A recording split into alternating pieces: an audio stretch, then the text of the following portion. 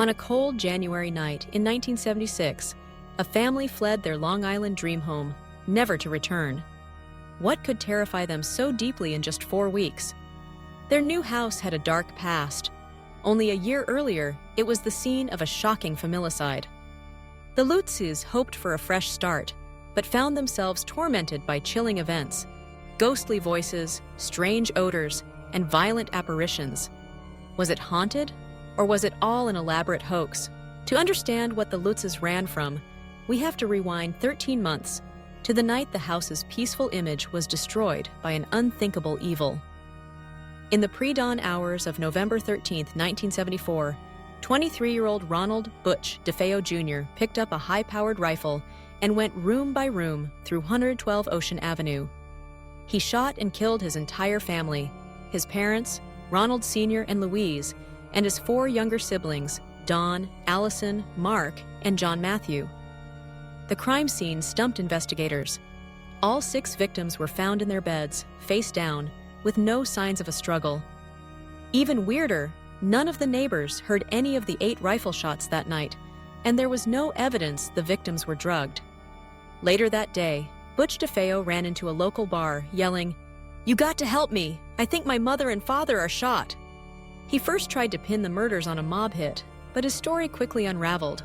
The next day, he confessed, "Once I started, I just couldn't stop," he reportedly told police.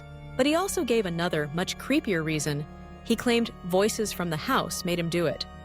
His lawyer tried an insanity defense, arguing his client was possessed by a dark presence in the home, but the jury wasn't buying it. In November 1975, Ronald DeFeo Jr. was found guilty of 6 counts of second-degree murder and sent to prison for life, where he died in 2021. With the killer locked away, the house on Ocean Avenue, now infamous, sat empty, waiting for the next family. 13 months later, in December 1975, George and Kathy Lutz saw the house. They were a young, blended family, Kathy and her 3 kids, Daniel, Christopher, and little Missy, looking for a new start. The Grand Dutch Colonial, with its famous half-moon windows, a pool, and a boathouse, seemed perfect. And the price, around $80,000, was a steal. A price they knew was because of the house's dark past.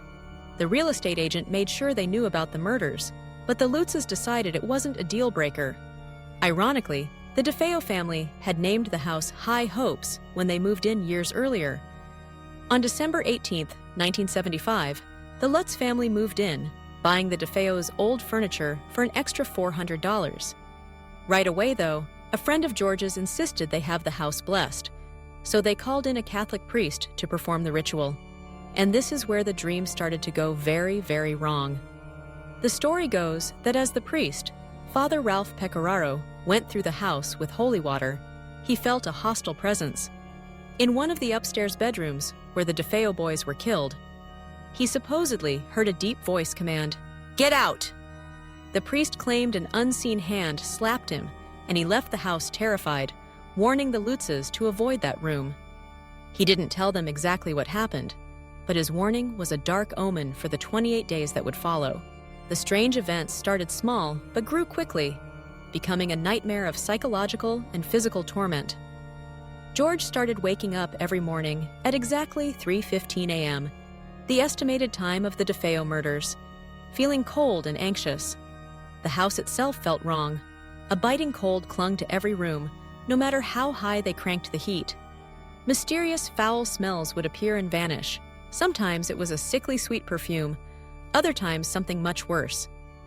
Doors slammed on their own, and objects would move when nobody was looking. Kathy said she felt a presence touching her, which grew more aggressive over time. Things just got weirder. A swarm of hundreds of flies appeared out of nowhere in the sewing room, the same room where the priest had his terrifying encounter. Black stains appeared on the toilets that couldn't be scrubbed away, and a weird green slimy goo oozed from the walls and keyholes. The kids weren't safe either. 5-year-old Missy started talking to an imaginary friend she called Jody. This wasn't any normal imaginary friend. Missy described Jody as a demonic, pig-like creature with glowing red eyes. George claimed he saw it himself, staring through a window one night. The boys, Daniel and Christopher, started sleeping on their stomachs, the same way the DeFeo boys were found dead. Kathy and the kids would later claim they levitated in their sleep. George's personality shifted dramatically. He became moody, angry, and obsessed with keeping the fireplace roaring day and night. His hygiene slipped, and his health seemed to fade. On top of it all, the family's finances suddenly tanked. The activity became more violent. A crucifix Kathy hung on the wall allegedly spun upside down and gave off a foul smell. Disembodied voices echoed through the halls, and heavy footsteps were heard when everyone was in bed. Kathy claimed she levitated one night and woke up with painful red welts on her chest. In one of the most bizarre moments, she said she transformed into a 90-year-old woman right in front of George. The family was trapped in a house that seemed to be trying to tear them apart, with each day bringing a new, terrifying event that pushed them closer to the edge. January 14, 1976, the family's 28th day in the house, was the end of the line. The paranormal activity exploded. According to George, he was kept awake all night by the sound of his children's beds slamming against the floorboards upstairs. Kathy claimed an invisible force repeatedly levitated her and slid her off the bed. By morning, the kids were traumatized, saying they'd been held down in their beds, unable to move or scream.